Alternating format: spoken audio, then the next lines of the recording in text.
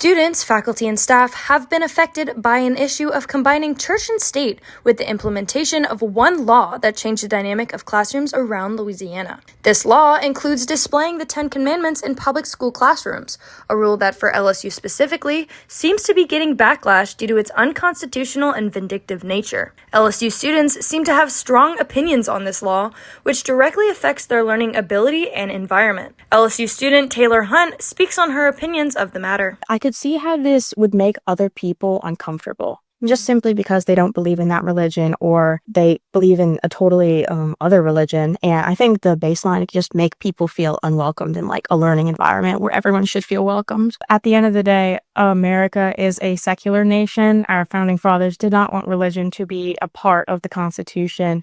And I know that's different regarding schools, but it's still like upbringing, and children are seeing that constantly so they can believe that it's the only way to be when really it's not. Not only do students have a factual approach to this, they also are experiencing emotional agitations due to this law. Another LSU student, Zoe Leger, talks about the effects of what this law can do to a student. I felt a little angry. It felt like a place like LSU that's supposed to be secular and welcoming. There's so many religious, there's so diverse of the student population here. It just felt hurtful. I would say I would feel less comfortable. I come here to learn, not to be prophesized towards. There's a reason I didn't go to a Christian or Catholic college. I went to a public university because I was seeking an education not focused on religion. I would feel uncomfortable in the classroom with them there. Not only does this law affect students, it also captivates the attention of educators teaching in these learning spaces.